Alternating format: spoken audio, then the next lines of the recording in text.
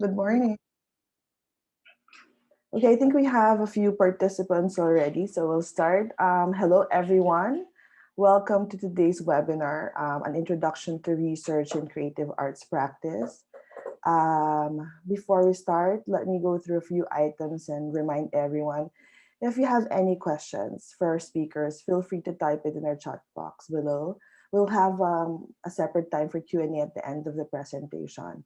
Also, a recorded version of this webinar will be available. The link will be shared later on. We will also have a gallery photo at the end of the session, so please do join and have your camera on. Okay, now let me present our speaker for today. He is Jeric Garcia. Sir Jeric is currently a faculty member of the Multimedia Arts Program and the New Media Cluster Research Coordinator. He is a photographer, a graphic artist, and a visual artist. He was a former advertising director and magazine editor-in-chief. He completed his undergraduate degree at Ateneo de Manila and his Master's of Fine Arts at the University of the Philippines. Thank you for being here, Sir Jeric, and we are very excited to learn from you today. Thank you, Ms. Jingay. So I guess, hello, everybody.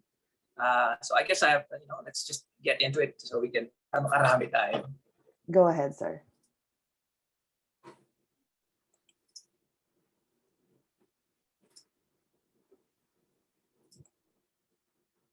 There we go.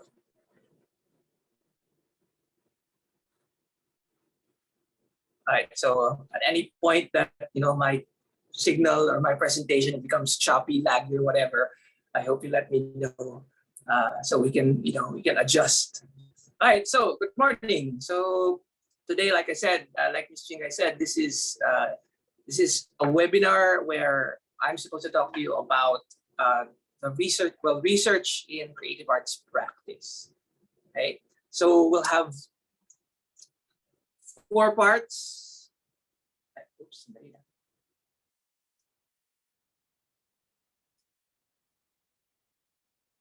so the webinar today will have 4 parts, beginning with a discussion on what research is, and then we move on to a discussion on research in the creative arts.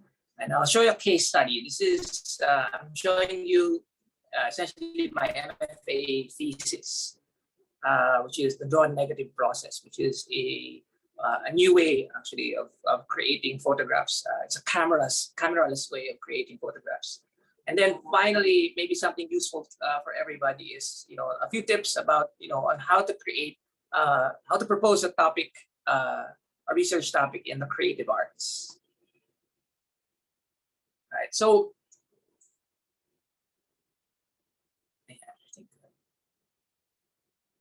all right. So a lot of people actually get confused when they are asked about research.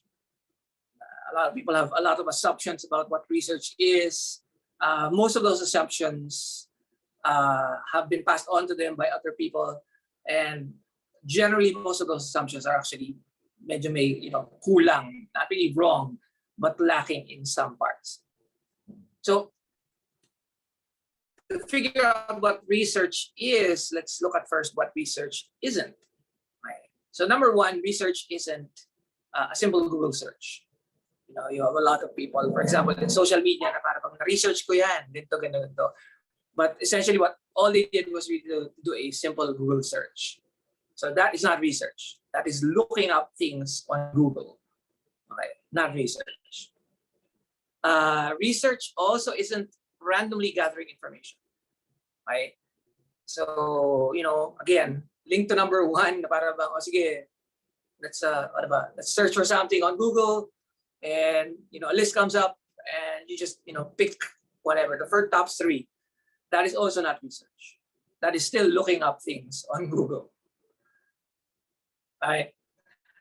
Rearranging facts is also not research. Right?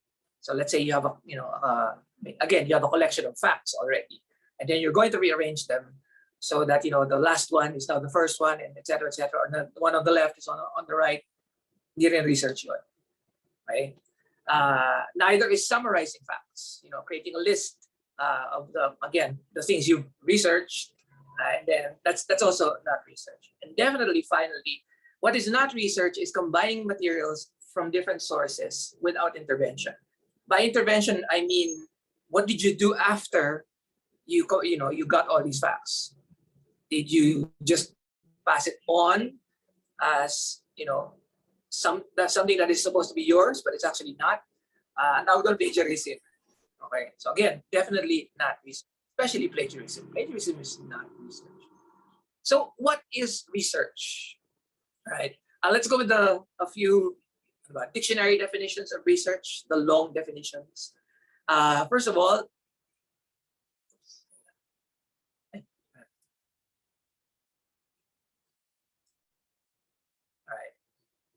so research is a systematic inquiry, meaning there is a method to the research. There are steps to the research. Research is a process, essentially. And the objective of that process is to contribute or develop public knowledge and understanding. It's very important, yung public knowledge, which means that essentially what everybody knows about a certain topic.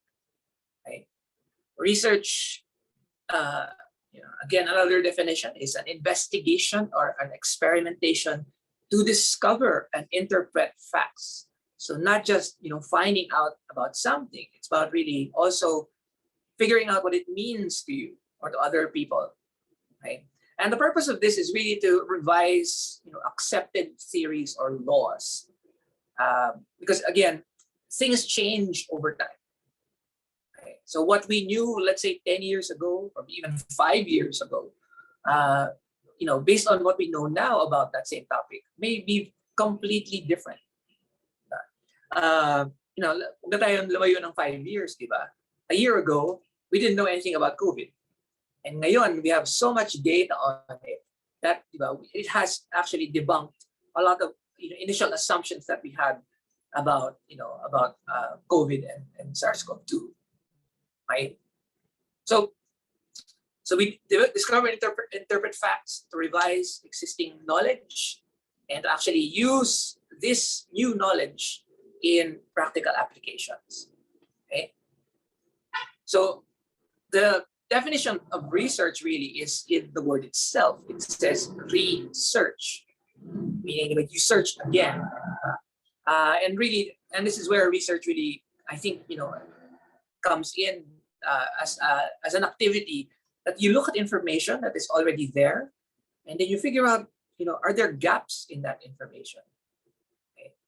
Was something overlooked, or yung previous researchers, did they not have the technology that we have now? Diba? So again, it's always looking at information with fresh eyes, to see if anything was missed or overlooked. This is but I think this is the simplest and I think most fun definition of research. It is formalized curiosity. It is poking and prying with purpose. Formalized because again, there's a structure to it, but really it's just you're not just randomly unearthing stuff, randomly going here and looking. You're actually not looking, you're seeing. And there's a big difference. Okay, so it is formalized curiosity. It is poking and prying with purpose. Okay. So the next question now is, isn't research only for the sciences? Right? The short answer is no. It is typically associated with the sciences because the sciences do actually a lot of research. And then even in media, when we need to depict researchers, there are usually always people in lab coats. And so yun yung association. Again, it's a media induced association, right? That research is just for the sciences. Another reason that we normally associate research with the sciences is because when we again take science courses, diba, laging dinadrop ang research or the word research. in our everyday classes, in our creative classes, we don't really say, use research. And sometimes parang we don't like using research, or we feel that research is something that you don't use with creative pursuits. So ngayon pa lang, I want to debunk that. Right? And I want you all to think, to stop thinking that what we do in design, in art, in fashion, is not research. When we again systematically look for something to help us in our work, in our practice, that is research. Right? It is not just for the sciences. All right. So I guess we waiting for my slide to load. Which brings us now to again creative practice itself. Right. So what does research have to do with our work as designers, as artists, as creative people in general? So this leads to two types of research that I want to introduce to you today.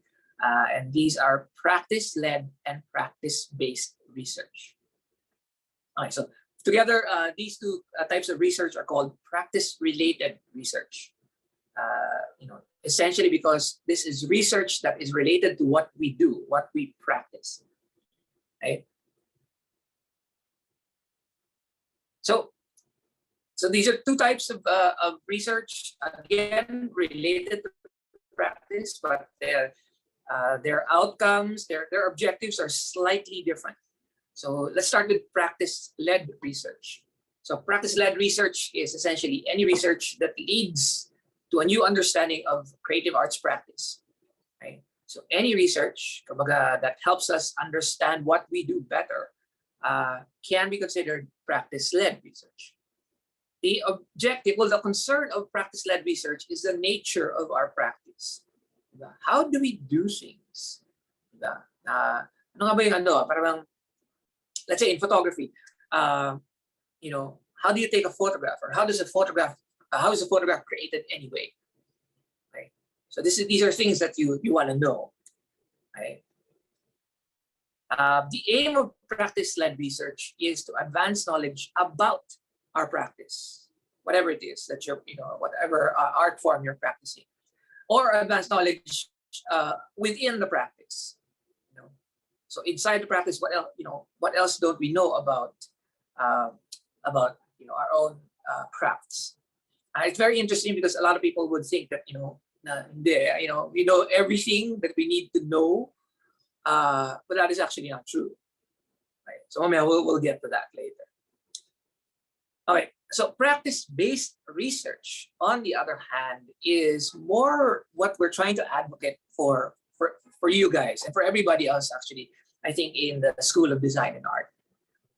If practice-led research is concerned with the nature of creative arts practice, is concerned about the objective is to lead people into a new understanding of creative arts practice.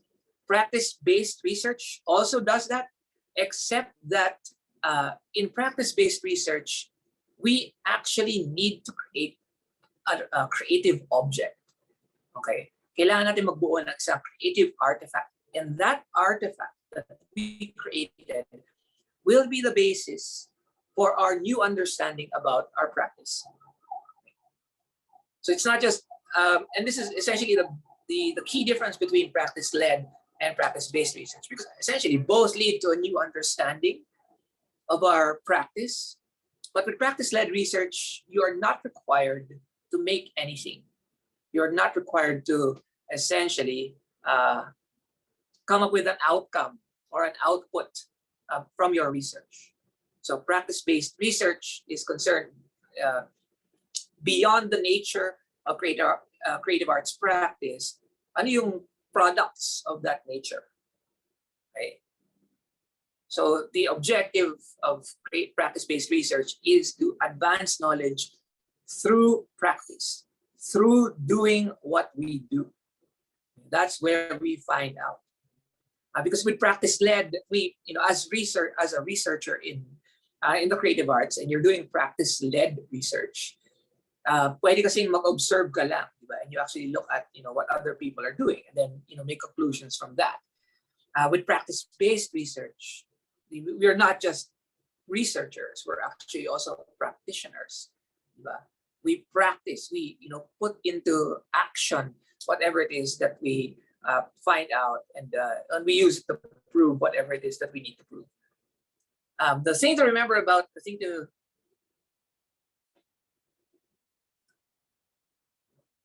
be conscious about is that we're not the only ones using the terms practice-based and practice-led. Practice-based is actually used also in health research, but the way they use it is actually mas similar to practice-led. So when a nurse or a doctor or any technologist uses practice-based, they actually mean practice-led. So they're not really creating anything. Okay. So there's another distinction that I want to make about practice-based research and just pure practice, right? Because a lot of you may be thinking, well, I find out things about what I do on a daily basis. I figure out things about what I do on a daily basis. Isn't that already research? And the answer is no, right? So research in the context of pure practice, our day-to-day, doing things, fulfills our goals, our individual goals as artists. The goals of our individual practice. So here, the artist is actually just a practitioner, not really a researcher. But we go through the same motions, but we really can't consider ourselves researching or practicing practice-based research. The difference really between research in daily practice and practice-based research is that the objective of practice-based research is really to add to the collective knowledge about what we do, right? So this is, I like to always say, what are you adding to the conversation about, multimedia arts, or about illustration, or about fashion design? Because there is an existing conversation, and when we're talking about conversations, it's not talking to yourself; it's talking to other practitioners of the craft, diba? Sharing thoughts, sharing ideas, and in that conversation, am I just repeating things, or am I really adding something? Something new, something that hasn't really been discussed or put on the table before. So that is essentially the difference between these two things, right? So given this, practice-based research requires, number one, a documentation of your research process. So we all take photographs of what we do and we post it on the gram. But here, really, it's more intentional. I am taking a photo of this step of my process because, again, I need to share it with somebody later on, right? And do we answer the questions now or maybe later? Let's hold off questions for later. Yes, we'll have it later. So practice-based, okay. So practice-based research also requires a textual analysis or an explanation that supports the research that you're trying to do, diba? And demonstrates your critical reflection. So here again, you are by textual analysis, we're looking at again, looking for what has already been written on what we're trying to do, okay? And that using what has been written before or what has been done before to actually support what we're trying to do now. Right? And here's again, going back to the differences, you will see that this actually requires our critical reflection. If I'm really asking, is this all? Is this everything? Is this all that I can do with this practice? Again, as a photographer, my concern was, is this everything? I mean, is this everything I can photograph? Or is this everything that is this the only way I can photograph things? So that begins the inquiry, as it may, that leads to practice-based research. So finally, practice-based research, again, because it is research, a formal inquiry, a formal form of curiosity. It needs a structure, right? And that structure, it needs a structure. It needs to have, again, a physical manifestation. Whether it's, again, in practice-based research, it's an artifact, diba? And the point there is, again, in the interest of adding to the conversation, other artist researchers can actually verify that or challenge that. By challenge, we mean the haters lang. It's really just, does it really work? Can I duplicate it? Diba? And this is where, the scientific method comes in. It goes back to, again, the science. Diba? Anything that is proven can be duplicated. Unless it can be duplicated kahit once, then it remains a theory, diba? Not a fact, not a law. Okay. So now maybe you're thinking now, okay, so all right, so I have to look at my practice and I have to research about my practice. But what essentially can I research about my practice? Well, there are 5 components in every creative practice. Basic components. Of course, there could be more. First is the medium of the practice. So what is the medium? In the visual arts, definitely this is either you paint, or if you paint in oil, you paint in watercolor, or it's photography. So again, what is the medium that you are practicing? And that could be a source of inquiry. Second, method. So again, how do I make what I make? Right? What things? What are the components of the process that makes what I make? Third would be materials. What do I use in this process, in this medium? Can I use materials used in other mediums for my medium? Same with methods. Can I use methods used in other mediums for my own medium? Right? The subject is also a component of creative practice, because when we make something, it's usually for something or about something.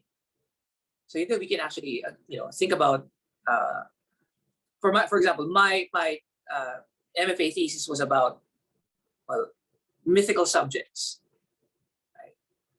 Which are, if you think about it, impossible to photograph because they're mythical, right? They don't really exist, right? And then finally, this may be something. This is kind of not completely. It depends on which practice you have. Because for us, for example, in the applied arts, the audience is important, right? Because again, we're not really creating something for the sake of creating something. But when we create designs, it's usually for somebody. When we create a communication, it's usually because somebody needs to hear it. In the visual arts, it's a little different because audience is optional. If you think about it, unless you're selling, your artworks. The objective of visual art is really just to express. That's it. If I make something and I express it, whatever I'm feeling, I express it through an object, a sculpture, a painting, whatever else, that's done. There's no need for an audience. There's a need for an audience, when you say I want to sell this art to somebody, that's when the audience comes in, right?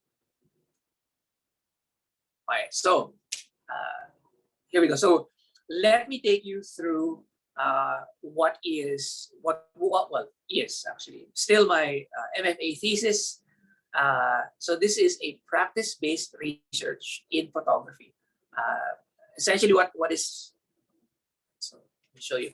So this is the exhibition poster for my MFA thesis. So it's called "Traces of the Real," and it's a photographic reconciliation of history and myth.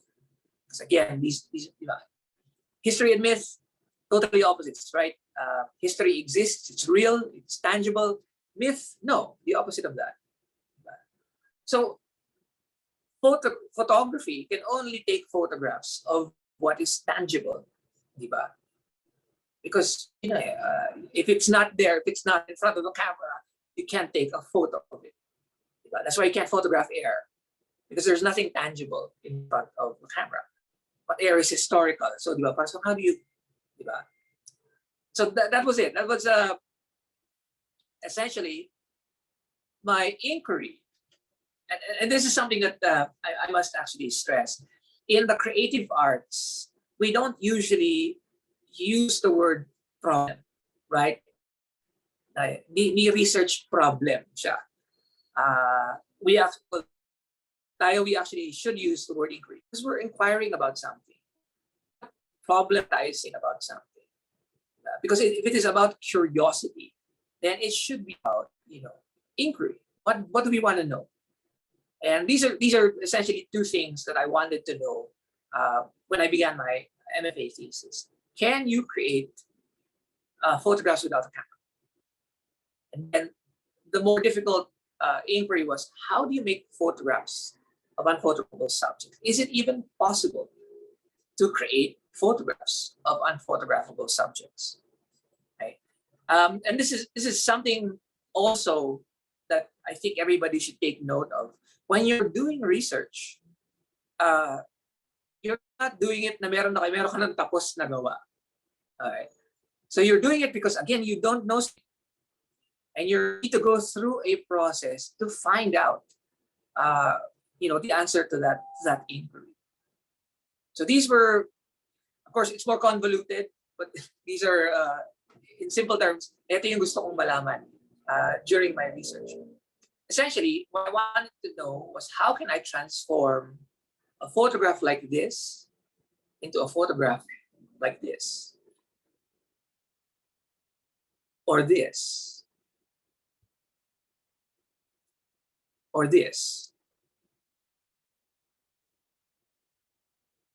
Okay. So, let me just make it clear that you are actually the nauna pa kayo sa MMA to see these images, because I'm supposed to present it to them. They haven't seen it yet. So nauna ang passion decided that. So that is it. That's it. Can I do it? Of course, I was able to do it because there are these artifacts already. But at that point, I didn't know. I actually didn't know what they were going to look like when I was beginning. I just knew that, again, I had to take photography from from how we know it into something else. Okay. So again, after the inquiry, definitely you have to again ask yourself, so this is what I want to do. Have other people done it before? And what are the artifacts of their process? So to the first question, can you take photographs without a camera? The answer to that is yes, actually. Man Ray, I don't know if you're familiar with photograms, or as Man Ray called them, rayographs. Man Ray had actually done these photographs, created these photographs in 1922, right? And they did not use any cameras. So what happened here was, if you're familiar with photograms, what happens is, you actually take an object and you put it on top of a photosensitive surface and you expose it to light, right? So yeah, depending on the object, depending on the opacity of the object, of course, if the object is opaque, like for example the scissor handles, they're not going to transmit light, and so they're going to they're going to look white on a negative. If it is translucent, definitely it's going to show some light, and then it's going to actually create those images like there, or you leave on the image on the right. And transparent images will not leave any image because the light goes through them. So all the transparent parts of these two images are the ones in black. So yes, you can create photographs without a camera. Here's another one. Anna Atkins, again, was creating cyanotypes. So cyanotypes are well, it's a printmaking technique, but the principles used in cyanotypes are similar to what Man Ray used in his rayographs. You have a photosensitive surface, you put something on top of that surface, you expose it to light, and an image forms. So yun. But what really led me to my process, what really was very critical really this work really pushed me to think about my work in what it is now. So Hiroshi Sugimoto, who is a Japanese photographer, created lightning fields in 2009. So I did not know about this work until I think 2015. I was in Seoul. I had a trip to Seoul. And I saw that I was familiar with Sugimoto's work, and I saw that he was being exhibited at the Samsung Leung Museum in Seoul, and then I went, and then I saw these.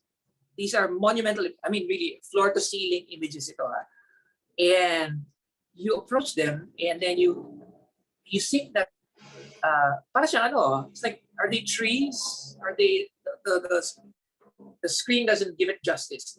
Yung mga branches na yan, behind that is parang a more subtle pattern. Nakala mo grass. Really, so when I saw lightning fields, I thought it was really a photograph of lightning in a field. That is actually not true. So Sugimoto did take photographs of lightning striking a grassy field. What he did was, he took a Tesla coil generator, a static electricity generator, and then punched undeveloped negatives with it. Right? So that's what he did. He essentially created a photograph without even touching the negative.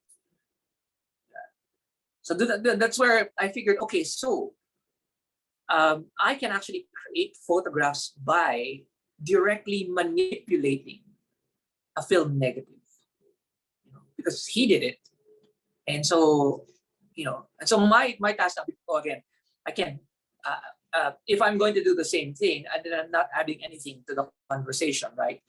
So I had to figure out a way to, essentially do what he has done, which is, essentially create an image directly onto a negative without a camera. Right. So that sort of confirmed to me that it can be done. The second inquiry was that can you actually create images of unphotographable subjects? Right. And the answer to that, again, reviewing previous works, came with this photograph. So this is by Andreas Gursky. It's titled Review. It was created in 2015. And this essentially shows Angela Merkel, who is still, I think, who was the Chancellor of Germany, sitting in front of this window, it seems, with her three predecessors. Okay. So it looks like a photograph. It looks like, something that you could actually photograph, with a camera. Except that this never happened. This image technically does not exist. Not really. This image exists, but this situation where Merkel was actually sitting with these three gentlemen did not happen. And yet here it is in a photograph, right? So Gursky is actually known for this kind of work. So this is the Rhine 2, which he made in 1999. This, if I remember correctly, held the record of the most expensive photograph ever sold. I can't remember the figures now. So, but this is, again, a photograph of the Rhine River, Germany. And if you think about it, Gursky was actually probably, across on one side, and he was photographing, all the way to the other side. Except again, this exists. The Rhine exists. This spot exists along the Rhine River, but this situation where this spot itself, this phenomenon, this moment, does not exist. And yet here it is. We have a photograph of this scene. So how? Well, so Gursky, how Gursky did this was he manipulated the images. He took several. So this is not just one image. Ang process ni Gursky is he actually takes a lot of images of a scene and then assembles them digitally. Right. So it is an impossible photograph in the sense that it never happened. Kumbaga, this scene never happened, but it is also true. It is also it is real because there is a photograph. Diba? Pics, or it didn't happen, right? Oh, here's a pic. All right. So to confirm na sa akin, reviewing all of these confirmed to me that it can be done. Right? But now the question for me is, how can I do it? Diba? What alternative tools, and this was my question now, what alternative tools and techniques can I use to make impossible photographs that will continue to satisfy the irreducibles of photography? Now, yung big words. Let's simplify things. When we talk about irreducibles of photography or any craft for that matter, what is it about your practice? Natanggalin mo na lahat, it will still be that object or that practice. I think in the, in yung previous conversation with the Michigan guy, I was asking, so, what are the irreducibles of a skirt or a pair of pants? Right. So how do you know, when you make a skirt, how can you claim it's still a skirt and not a pair of pants?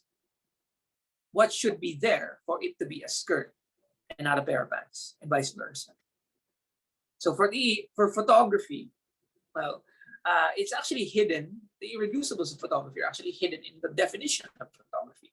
So photography is the production of images through the action of light upon a photosensitive surface over time. That's all photography is. And so the irreducibles would be light, photosensitive surface, and time. Right.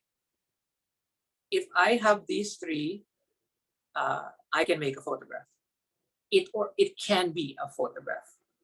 Right. In Gursky's photographs, there was light, there was a photosensitive surface, and there was time. Diba? And binarecord the image. Right. So at some, it has to be there. Okay. So I was able, again, using the language of research, I was able to actually create this, essentially a conceptual framework of what I wanted to do. Diba? So the direct relationship is between light and the image. So the image is the dependent variable, and light is the independent variable. And so again, this is what photography creates, diba? An image created by light. And then you had your moderator variables. So moderator variables are variables that affect the image, that affect the dependent variable, but are not affected by the independent variable. So the image is dependent on the subject. So the choice of subject actually affects the image. But the subject is not affected by light. Diba? Right? Anong ilaw mo dyan, ganun pa rin. Diba? If it is a historical subject or a mythical subject, if you light it up with using whatever light you have, it is still going to be historical or mythical. Yeah. So moderator variable siya. The mediator variable naman, on the other hand, is a variable that affects the dependent variable, but is also affected by the independent variable. Right? So here we have the method. So definitely what the a conventional method, camera and lens, will actually affect the kind of the image that you produce. It will create a photograph, right? And then light also affects the method, because again, it's exposure. It controls the exposure of exposure settings of a camera if I'm using a camera, or it's going to also use control affect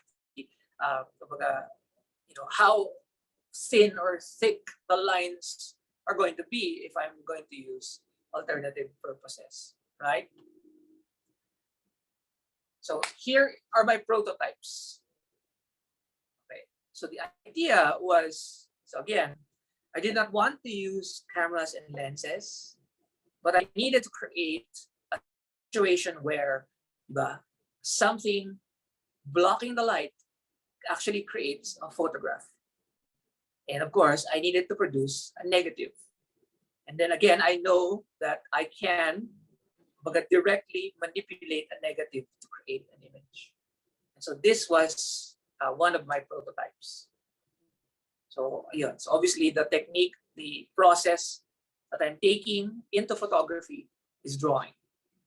So I'm creating an image through drawing, and I'm creating a negative through drawing. So this was it. This was my initial my prototype. So proof of concept, I can actually do that. And then I needed to tweak it because if you notice in this prototype, I used a lot of lines. So lines don't exist in a photograph, right? So ito mukha pa rin siyang drawing. Okay. So I decided that, instead of just creating lines that are, again, very sharp lines, I'm going to create gradient transitions by essentially rubbing the edges to create more. Yeah, for example, here now we see, di ba, mas may transition na ngayon, yung just like how it would probably look like in a photograph. So these are the prototypes that actually presented during my proposal defense. So through these, again, this is proof of concept. It can happen. But where I want to take this, it's going to produce something. Right?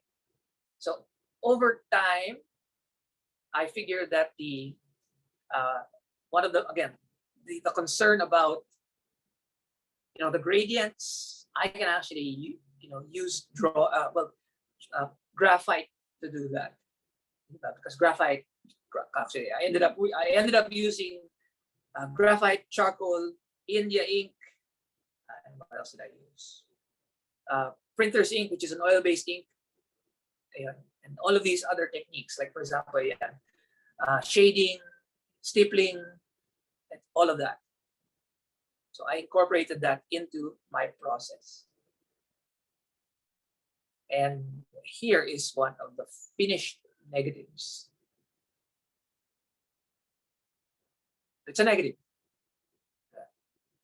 A negative, as as anybody would actually see, who is familiar with the photographic negative, can see as a negative. And so here, the images, the photography program of SDA helped me. So I did this in our photo lab.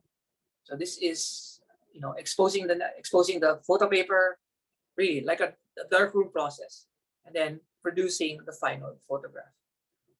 So again, you have a photograph. It's not a drawing because it wasn't made using drawing techniques. The negative was made using drawing techniques, but the final output is a photograph because it was created using photographic techniques.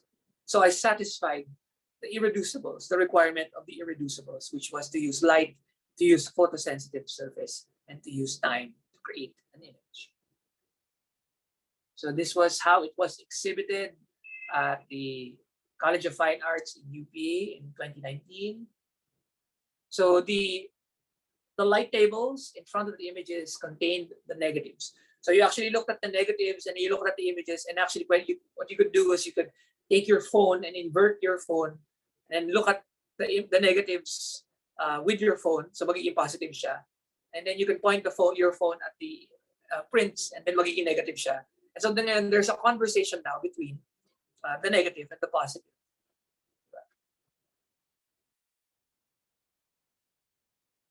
So this is one wall. And so, there are a few classes who came to visit. There was a classes in anthropology because I had, I touched on myth, definitely. So, that falls into the scope of anthropology. Of course, there were fine arts classes. There were a few masters in anthropology classes. I was really proud of this because, first of all, well, to date, nobody has done this. To date, this process, again, if you're thinking about an original process in the 21st century, this would be considered an original process. Nobody has done what I have actually been able to do with this process. All right, so the final output was 17 impossible portraits. Right. So this was the first set. I categorized them type 1, type 2, type 3, type 4. And I only used those names because type 1 was the first process that I actually finished, produced. Type 2, the second, etc., etc. So this is a type 2 negative.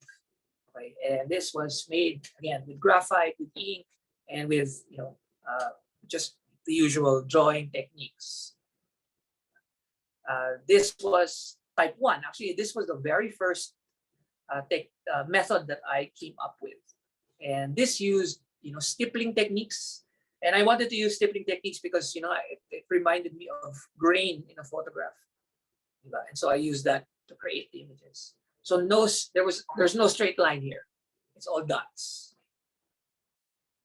This is a type 3 negative, well, a type 3 image from a type 3 negative. And so I used printmaking techniques here. So essentially, it's a kind of image transfer technique to create these images. The type 4, okay, so you're probably asking, I didn't include the type 4. You're probably asking, but sir, they're all drawings. So they're not like photography where, you actually captured them from life. The type 4 negative is is something I did directly. I mean, really, I had a transparent sheet, and I drew from life. I had my father sit in front of me, and then I made a photograph of him through drawing. So I did not need a camera anymore because I am the camera. And then created these images. These are the same images. So all these images, if you want to know, the people here are all World War II veterans. So this is actually related to my previous work. So in 2009, I went around the Philippines to create a collection of portraits of surviving World War II veterans. And the reason for that was that at that time, so if you're not familiar, all of these lolos fought during World War II. And when they were fighting the Japanese in World War II, we were still an American colony. And so essentially, we were Americans, right? So dapat, after the war, kasama tayo doon sa benefits ng mga American soldiers. But after the war, in 1946, we became independent. Actually, it began in the 1930s, when we became a Commonwealth. And the whole point there was to eventually make us an independent nation. So after the war, hindi binigyan ng benefits ang mga grandfathers natin. They weren't given proper war benefits. So ang dami sa kanila were living in poverty. These were heroes. Diba? We're here now. We're enjoying whatever democracy it is that we have now because these people fought for it. So I looked for them, and then I exhibited those photographs in Hawaii. In time for yung announcement, again, when I was making them, I didn't know this was going to happen. But Obama eventually signed into law that, nabibigyan na sila ng kanilang benefits. So that was in 2009. And so my problem, again, this is now a problem. This is now an inquiry about a previous work, was that how can I actually, because when I was taking photographs of them, they weren't really wearing the uniforms. Diba? They weren't wearing the uniforms. Sira na yung mga uniforms nila. And so almost all the images that I made were of old people. Diba? Na parang paano naging heroes yan? And so that was the myth now, the myth part of the images. How do I bring that part into the images so that you get it here? Parang you have a photograph which actually shows, these fine gentlemen as the heroes that they are, diba? Which is not captured in the earlier, in the 2009 images. So so now there are all these applications, I guess, of this technique. I'm thinking next, diba, how can I actually decolonize the images that have been taken of Filipinos ng mga again of white photographers. Diba? The white gaze. How can I decolonize the white gaze in old photographs? So with this technique, I can do that. So I didn't just, here's the thing. So I didn't just actually create images of our grandfathers. I had two special images because again, the idea that I wanted to create for these images was that I wanted to question heroism also, diba? The nature of heroism, the nature of heroes. And I wanted, because again, now I have a method for really constructing images that are real, but not real at the same time. So parang yun. So I looked at other things. I looked at other. I don't know if you recognize the people in the photograph. So on the left is Senator Trillanes, and on the right is Senator Gringo Honasan. And the title of this work was Insurrectos. And if you notice, the Trillanes, I chose to depict him as he is at his age at the time that this was made. But I decided to depict Gringo. I decided to use an older image of Gringo because when he was again leading the coups in the early 80s, that's when people saw him as a hero. But now, diba, the older Gringo, nobody thinks of Gringo now as a hero. Here's I think that the more interesting image is this. So does anybody recognize the ladies in the photograph? So the lady on the right is actually, yes, Jed. The lady on the right is Senator Miriam, and the lady on the left is Senator Miriam. So the lady on the left, this was an image of her when she was commissioner ng immigration. Diba? Again, when she was a hero, she was considered a hero. And the image on the right is now where, diba, medyo, especially now, with her associations with Bongbong, medyo questionable na ngayon yung hero status niya. So again, all of this never happened. Miriam did not dress up like this ever and had her photograph taken like this ever. But these are all photographs. These are, kumbaga yun, the basis photographs sila lahat. So these were from real photographs. All right, so for you now, how do you now move on to, again, from proposing your own creative arts research topic? So in a research proposal, there are three core elements of a research proposal in order for it to be successful. First, you must identify that the research is worthwhile. What that means is that again, it contributes to the current knowledge about what you're trying to research on, and it develops good creative practice. I mean, really improves practice. The research, of course, must also be feasible, meaning it can be accomplished and delivered on time. Diba? Kasi you have only what, 2 terms? I don't know, 2 terms of capstone. It's something that it can be achieved given the available time and resources and the experience and expertise of the researcher. You must be able to do this. You must be able to do this yourself. You have, may kakayanan ka to really create it. And definitely, it is ethical and legal. Right?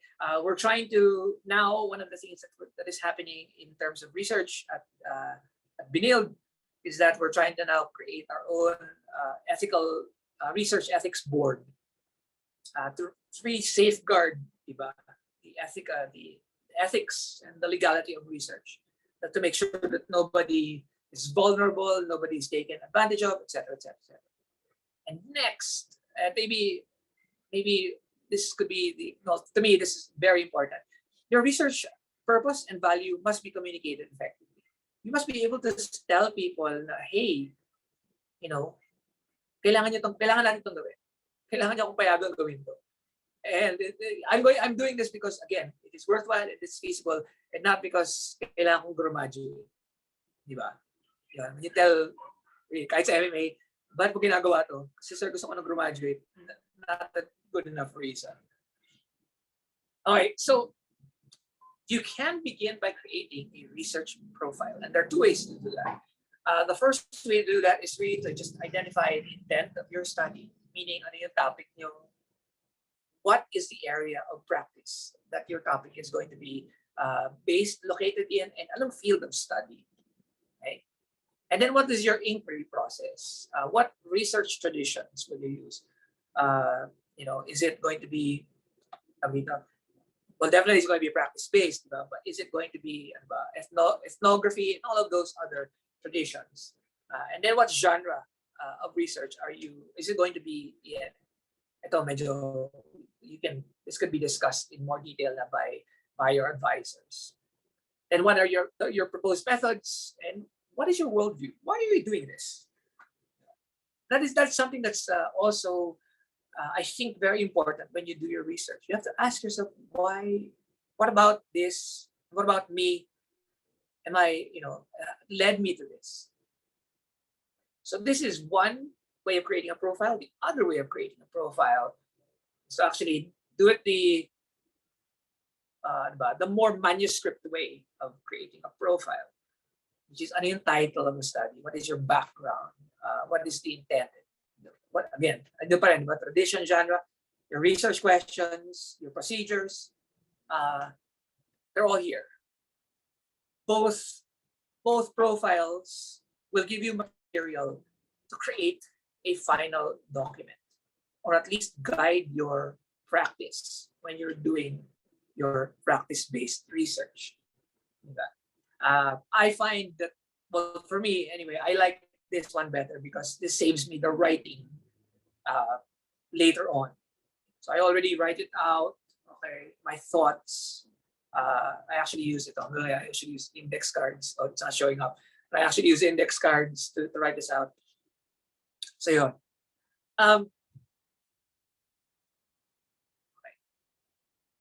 Regarding the aims of your research, there are 5 aims that you can actually think about.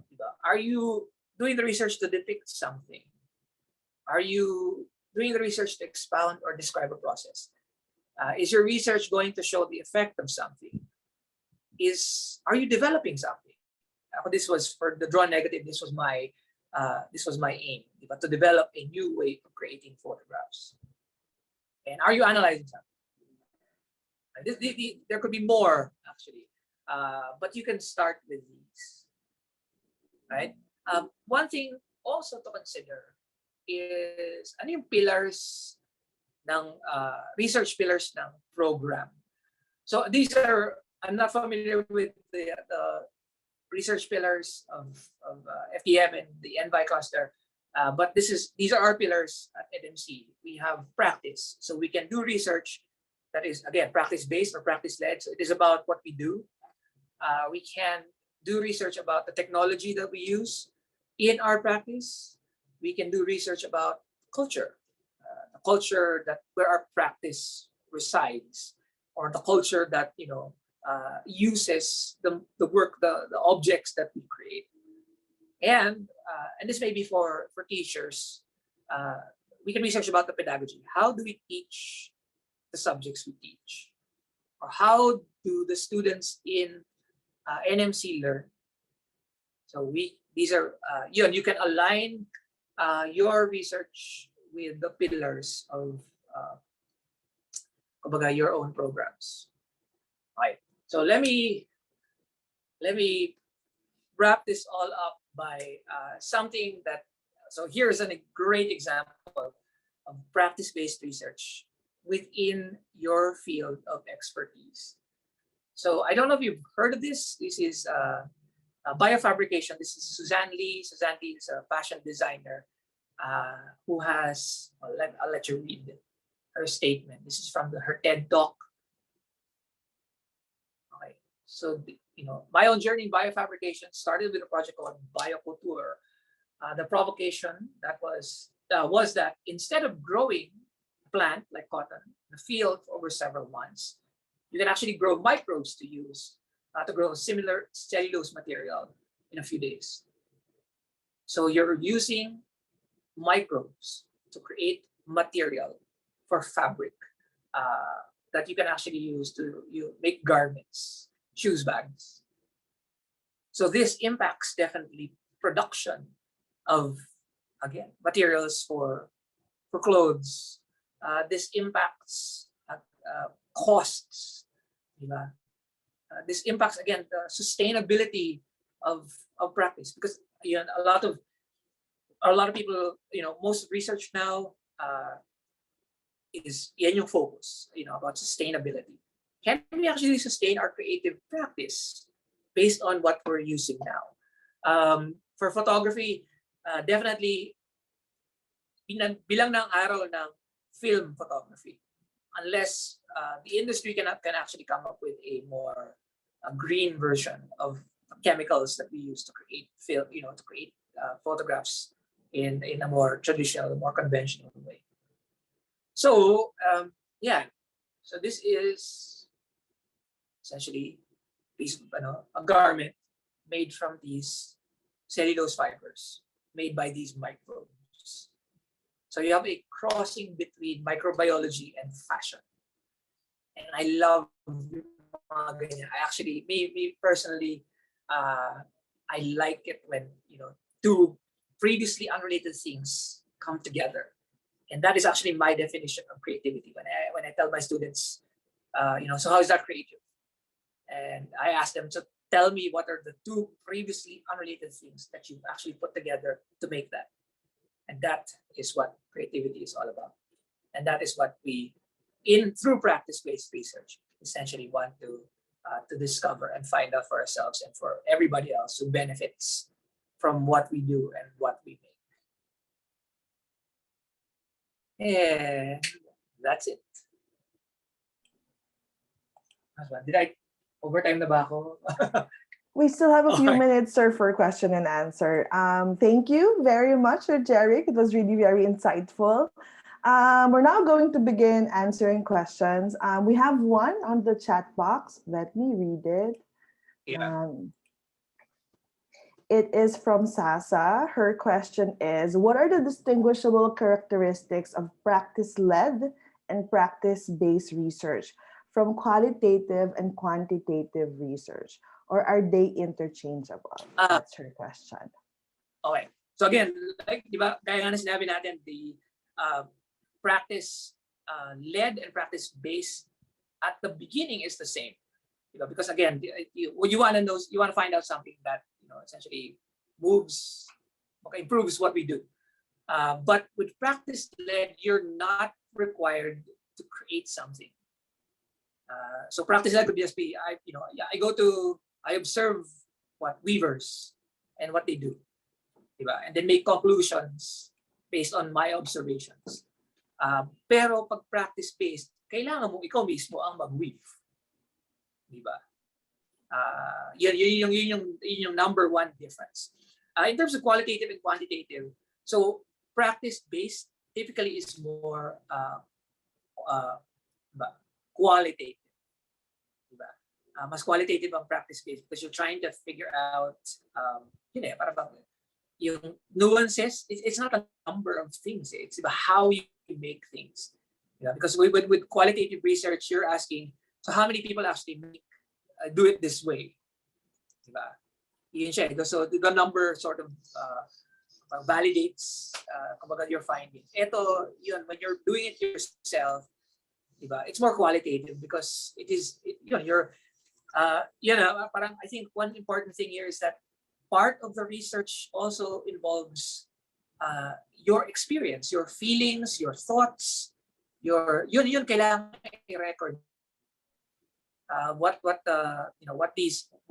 you're doing something, what comes to your mind, or what is this really for? Yun. I hope that did I answer that? Sasa, did you get that?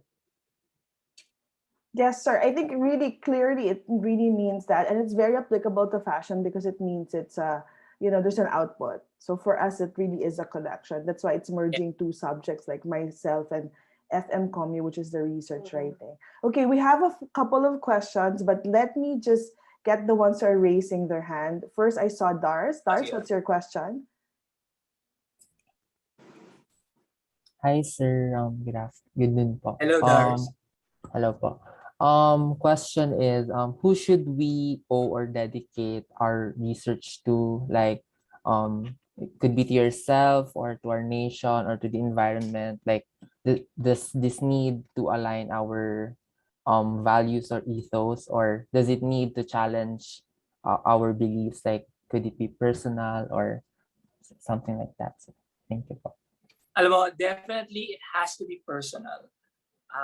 I feel that, especially, again, this is not just, research that is disconnected from us. This is research that we do on what we do, on what we create. So definitely it has to be personal. So again, for me, it was very personal. Yung reasons ko. Okay. Beyond that, yun medyo questionable. Parang for the country, medyo masyado siyang lofty for me. So I try to avoid, being so lofty. Parang one of my mentors actually, may favorite kwento siya. May mga students daw siya na tinanong, bakit gusto mo maging artist? Sabi ng student, I want to change the world. Sabi niya doon sa artist, hipokrito. You want to change the world? Magpakain ka ng mga mahihirap. Huwag kang maging artist. Diba? So, I would say that if you're doing anything for your research, start with just you and your concerns and your experiences. Diba? Eventually, I guess if the research is big enough or, again, groundbreaking enough, wow, it's kakalat siya talaga. It'll become viral. But don't strive for virality, strive for authenticity. That's what I always say. It has to be authentic more than anything.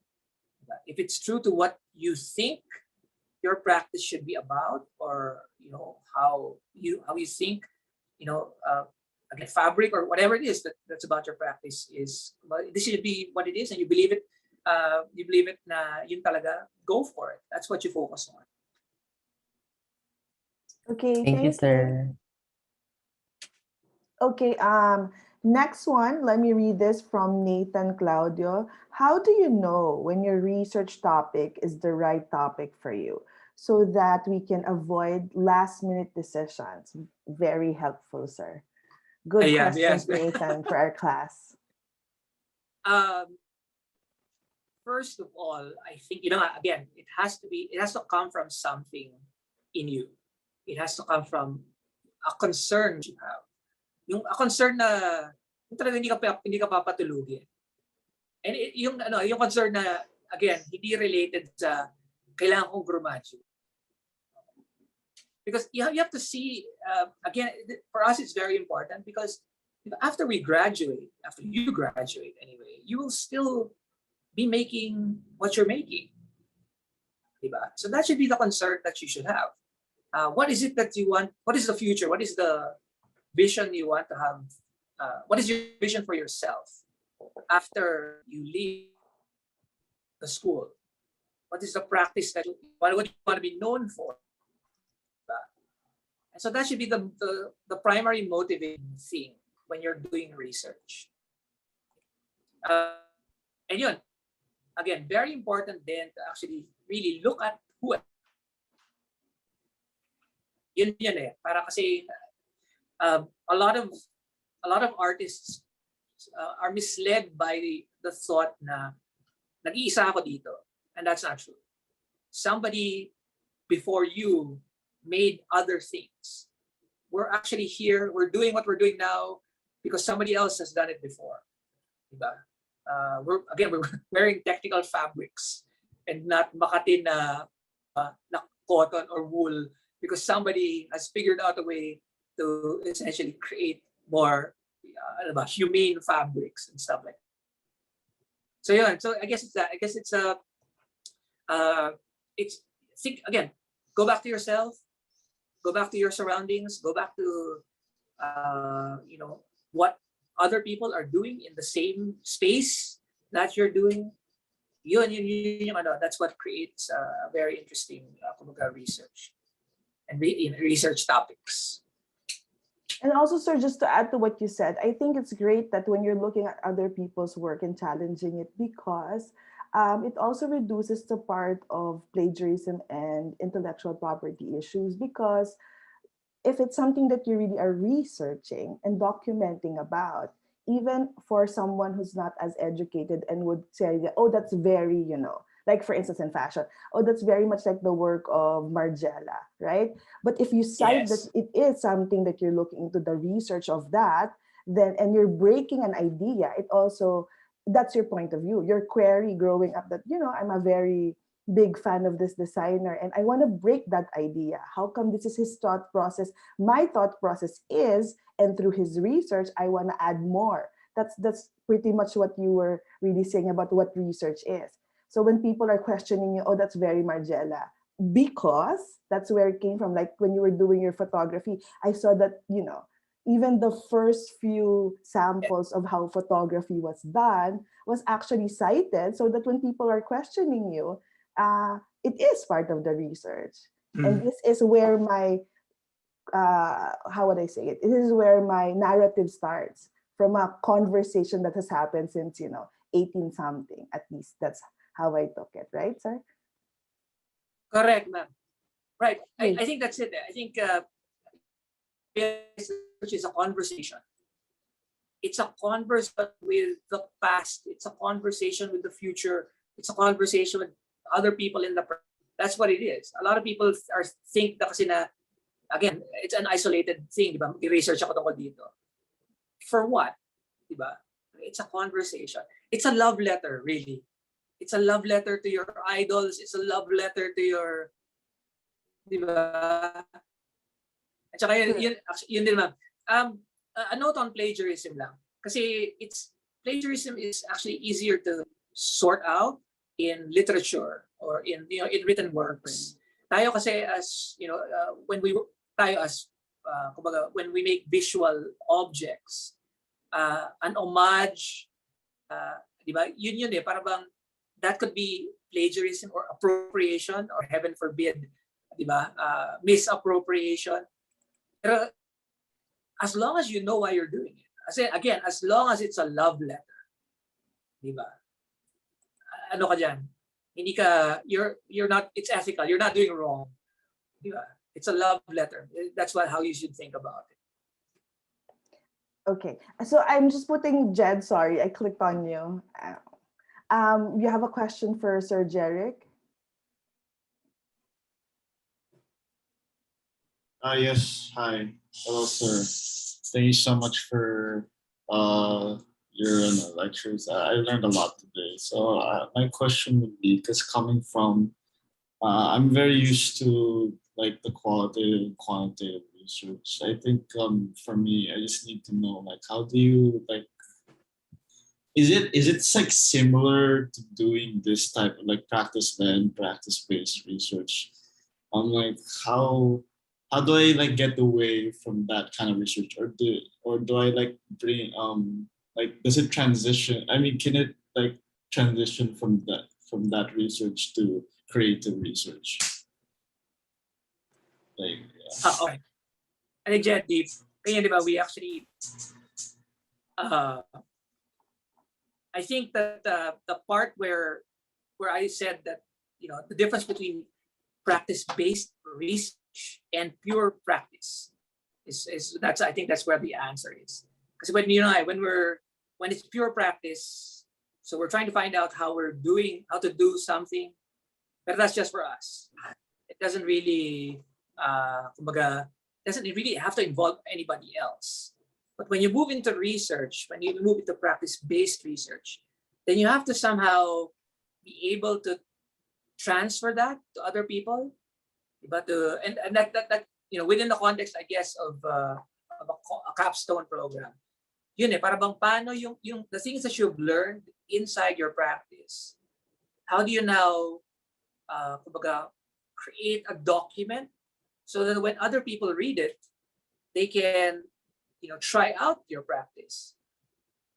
Parang yun, di ba? Parang I think that's it. I think that that's how you can transition from just really making and figuring out what you're making into doing research on what you're making. So again, you need to document it. You need to find out what has been written about this topic, what has been written about this technique, who has used this technique in the past, diba? So that now becomes not just practice, not just making something for the sake of making something, but it becomes now material for legitimate research. All right, thank you, sir. So was that all right? Thanks. Yeah, I made it clear. Thank you, sir. Thank you, Jed. So another question, sir. So what are the common challenges encountered in practice-based research in the creative arts field here in the Philippines? Oh my gosh. Well, number one challenge that is people when people think when the person doing the research is not a scientist, like any research, yeah. That's really no. This is research. I'm trying to find out something. It's my method is systematic and it'll benefit other people. This is research. But sa akin, one of the challenges that I had was materials. Because again, when you're doing research, when you're reviewing the literature, the things that have been made, or you hear about all these materials na ginamit ng mga artists sa ibang lugar, and then pag hinanap mo siya dito, wala, di ba? And that's yun. And so now, I guess that what I did there was that I studied the material. And then I studied the properties of the material. Again, you go back to your irreducibles, right? And you study the material, and then, okay, so what can I substitute that material with that is locally available? Yun. For my negatives, I actually used, alam niyo yung clear acetate. Actually, just ordinary clear acetate. Nabili ko from National Bookstore. Meron kasing materials sa US na kumakapit yung ink talaga. It's like an acetate material na talagang you draw on it and ink will stick. Wala tayo nandito. So I had to find a way to napadikitin yung ink onto that acetate material. And I found yung material na ginagamit na pang laser printer siya. pero clear acetate. So I figured that that actually kumbaga hindi nabubura yung ink. Of course merong problems kasi that kind of material pag nabasa mabubura yung image. So you cannot make mistakes.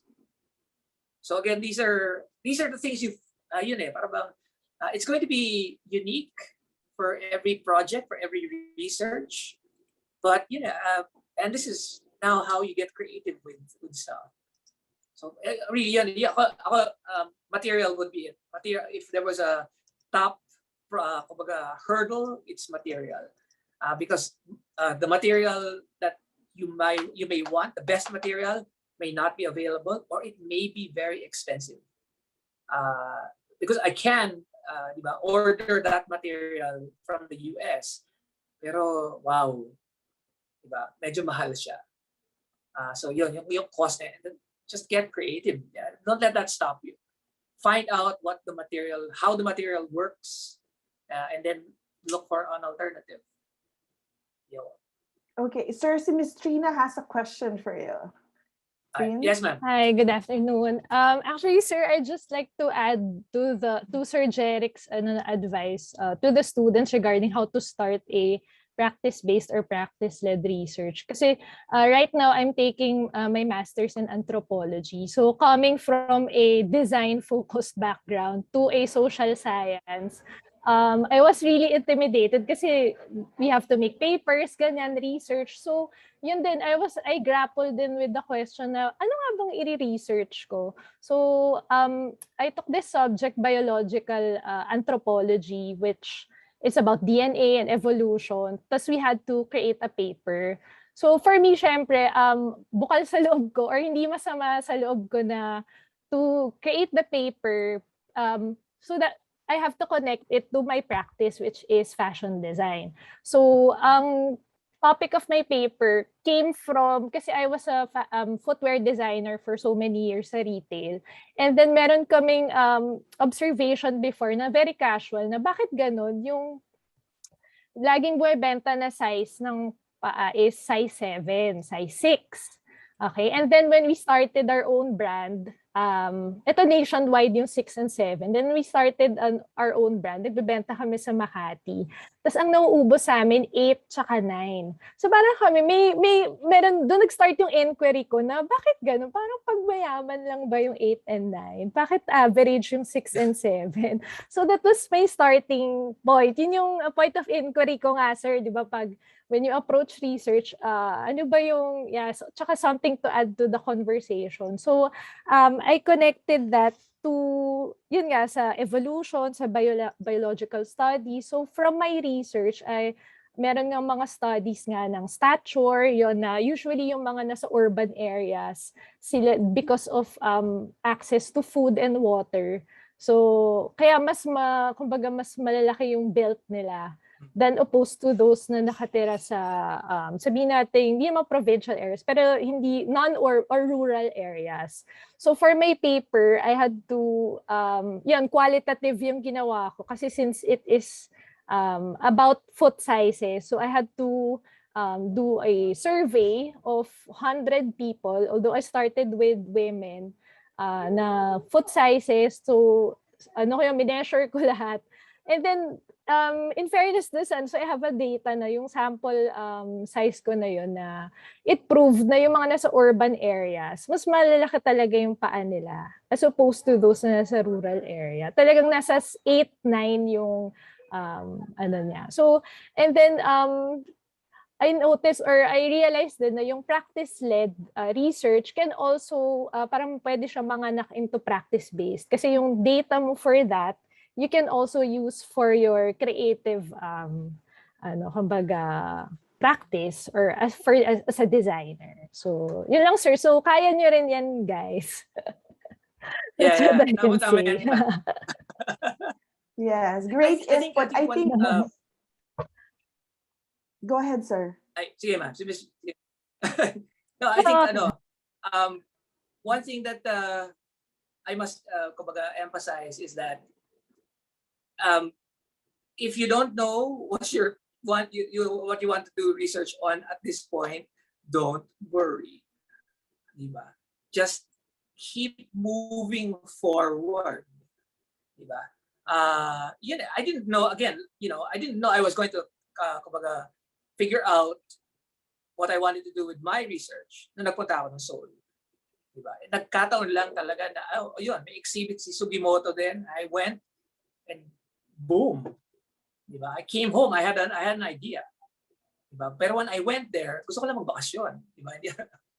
I wasn't thinking research. But it came to me. It came to me. And so yeah. And really, if you already have, you don't start research with something that is finished. Na meron ka ng material, tapos bigla i-research mo, paatras, reverse research. No. So you really come into it with uncertainty. And it is really a journey of discovery. So if you're not, one of my favorite lines, quotable from me talaga. If you're not suffering, it's not a research. Really. If you're not suffering, it's not a research. Tama yan, sir. Okay, our next question is, how do you know, sir, when your research is sufficient? Apart from when you're not suffering. I think, okay, you will know because it has answered your inquiries. You'll know that you have reached a point where, okay, ito na, I have enough. Because it has answered, my inquiry. Okay. Actually, ang concern nga dapat is that where do you stop? Not really, nasagot ba yung tanong ko? Kasi, I have collected so many journals, I've collected so many articles, I've collected so many things to read at never ko siyang binasa. Diba? And kasi nga parang, ito baka pwede itong ilagay, pwede ito. Pero pag ginagawa mo na siya, nare-realize mo na, hindi ko naman pala kailangan niya. Diba? And so that's it. You should also be conscious about where do you stop? Where do you stop making stuff? Remember, definitely it's going to depend on the time that you're given. Diba? We can only do research for so long or only for a period of time. And we cannot do this forever. Diba? Eventually, kailangan nyo magpasa. And so at that point, na kailangan nyo na magpasa, nasagot ba yung your basic questions? Nasagot ba yung inquiry ninyo? May gaps pa ba na kailangan nyo? And embrace the gaps because sometimes there are going to be gaps or there are going to be stuff na pwede nyo pang gawin in the future. And yeah, that's the whole point of research, diba? So that other people, even you, can actually use your own research to do more research on what you've already done. Ako, that's what I'm doing with my research now. Diba? Seeing how I can apply it elsewhere. So, mas simple na yun. Kasi nga, para bang nalatag mo na yung mga, the big stuff, you've already sorted it out. Yun.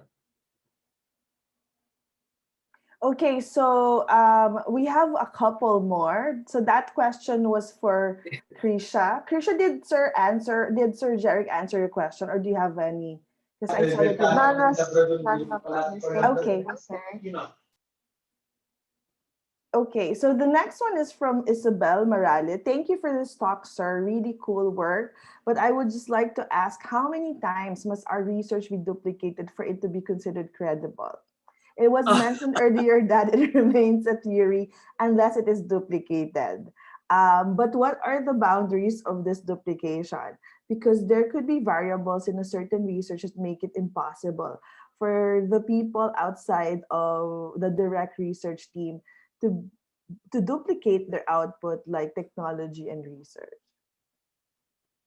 Okay, so good question. First of all, duplication is not your concern. Don't be concerned that people can duplicate it. If you can duplicate it, then goods na yun, diba? That's again, for example, I made 7. I don't need other people to make 70 more images to know that my research is valid, because I was able to make 17 images.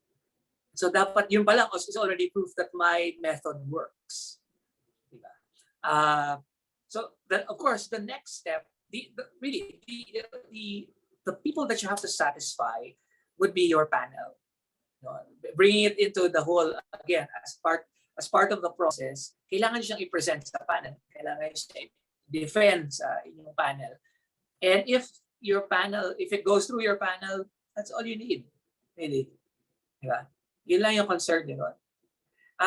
Hindi siya natatapos. I mean, that's another thing. Kasi parang, if you think about your research as it has an end point, no. You know, and that's the beauty of the practice-based research. This is about you and what you do and what you want to do for the rest of your life. So you have the opportunity to, again, duplicate the work or make the work better, etc. in the future. Pero at this stage, for this requirement, for this time, yun lang yung capstone panel mo ang kailangan mo i-satisfy with that.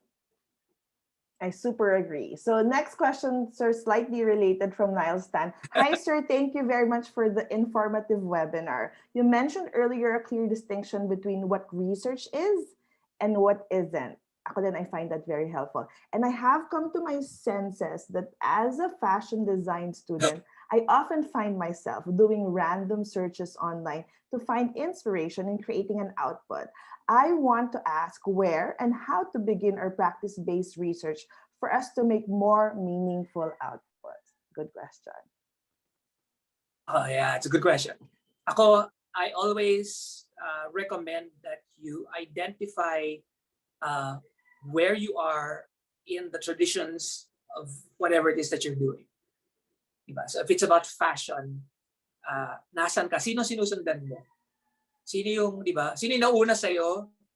And then, saan ka sumusunod? You know, for me, for example, I actually, before, and this, you know, take note that this actually changes over time. Because before, when I was starting out in photography, I was very conventional. Yeah, so I followed, you know, your typical photojournalists, documentary photographers. That's where I identified myself as the tradition that I was following. But at some point, I realized that hindi ito yung gusto kong gawin. Diba? I want to make photographic images that are not dependent on the availability of the subject or that I have to travel to a place where, you know, that I need to take photographs of. And so I began looking for other people. I began looking for other artists who were working either in the same medium or in the same topic. So sa akin, for example, one of the people I follow is si Anselm Kiefer. So Anselm Kiefer is a painter, pero ang weird ng paintings niya kasi he doesn't really use oil. He used actual materials. Parang collage yung kanyang paintings. So he used to do photography, but now he's doing all this other stuff. But I follow him because of his subject matter. So his subject matter is myth. And so I'm looking at him and then figuring out how does he visualize this or that. And then, so yun yung importante rin to actually identify not just the output, you know, the aesthetics that you're trying to follow, but the methods and processes that you are subscribing to. Yun eh. So a lot of people, a lot of young creative people get trapped with aesthetics, with how something looks like. And that is it's unnecessary. Focus on how something is made. Because with aesthetics kasi, o di pag binago, for example, cubist ka, kapag binago mo na yung isang aesthetic ng cubism, hindi na siya cubist. Hindi ka na cubist. May identity crisis ka na ngayon. Cubist ba ako o hindi? But if your intention is, if what you follow is kapag the methods or the philosophies of your craft, then you can, di ba, doon ka pwedeng mag-tweak. Doon ka pwedeng makahanap ng ito, this is me. Kumbaga, in the timeline of fashion, this is where I am. Diba? This, kumbaga, and yun, in the future, it is something that, you know, if you get identified with that work, definitely people who like that work will come to you for that work. Diba? And again, because ngayon, dahil kasi nga may sarili ka ng point of view, may sarili ka ng voice, and then they come to you and not to somebody else. So it's a long process, really. But that's, I think that's what you should actually aim for. And you know, again, take note that it is not creativity and, you know, creating is not a win-lose situation. I like looking at it as a head and behind situation. Sometimes I'm ahead, and sometimes I'm behind. So if I'm behind, then I need to catch up. And if I'm ahead, pwede mo na siguro ako mag-chill, di ba? Kape-kape ng konti. And then until I do another, and okay, I'm behind. Masyado na maraming kape. So I need to catch up. So yun. Great, sir. So we'll end the question and answer with the first person who asked if she has a follow-up. So Sasa again said, "Sir, I came from a scientific community and I have just learned about today's practice-led and practice-based research because I am used to qualitative and quantitative research. Thank you for the very informative talk. My follow-up question is, what are the measurements or tools used in creative research to reject or accept hypotheses, or in case narratives, what you evaluate or research?" Okay, good question. Good question. So in practice-based research, you actually have, ano ba? Well, based on the conceptual framework that I showed you, di ba? Yun dapat yung yun yung measurements, yun yung primary measurements, because that's where your research actually revolves. Di ba? Ano yung independent variable, ano yung dependent variable, the moderator and the mediator variables, and the other variables. Di ba? So that is your first checkpoint. Di ba? Are you satisfying the requirements of the variables? Di ba? So that is your first checkpoint. The second checkpoint, and this is now with regard to the final project, the final output, are the irreducibles that I talked about. When I began this project, when I began the draw negative process, I called it syempre ang lofty naman, it's counter photography. Yun ang pitch ko dyan dati doon sa aking advisor. Producing it because it's counter photography. And then sabi niya sa akin, well, if it's counter photography, then it's no longer photography. So you're out of photography. Di ba? So parang ako, parang bang, tama, mali ako. So, diba? So you have to now first identify what is irreducible in what you do. Diba? And you have to stay in that if you want to stay in the field of practice that you say you want to be in. Diba? Hindi ka na nangaaway ng photography, pero gusto mong gumawa ng photographs. Diba? So yun. So you have to, agency. I'd like to use the term agency.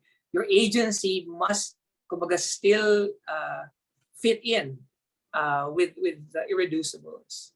Because it's a game, really. I think you have to look at it as like playing a game. If you're not playing by the rules of the game, you can't play the game. And so that could be, I think, again, in terms of when you finally produced something, as I mentioned before, how do I know that it's still a skirt and it's not pants? Diba? So yun. Yun din ang biggest learning ko, sir, ang irreducible. And with that, thank you very much. Thank you very much for today. Honestly, even for the students, we really love the questions. All of your professors are saying that you really threw amazing questions. So before we end, I just want to make one announcement. Just because you guys are really rock stars today, apart from Sir Jeric, of course, who is our speaker, I will move our deadline for the deliverable to Sunday at 11:59 p.m. so that whatever learning we have today, you can still add it on to our activity one deadline. Okay.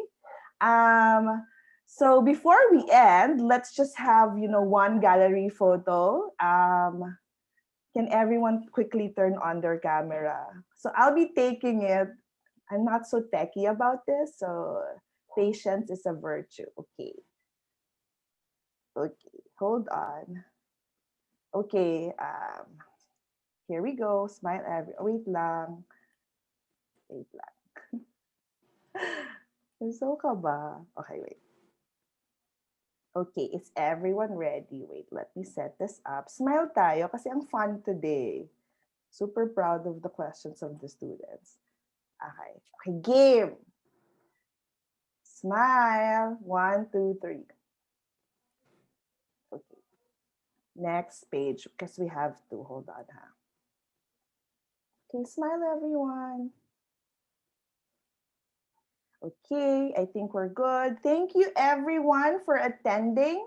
Thank you, everyone. Super Thank great you. session. Miss. Thank you, Sir sir. Thank you, Jared. Miss. Thank you, Miss. Thank you, Miss. Thank you, everyone. Thank you, Sir Thank you, Jeric. Miss. We'll have more projects together. Truly insightful. Yes, ma'am. Bye, everyone. Thank you.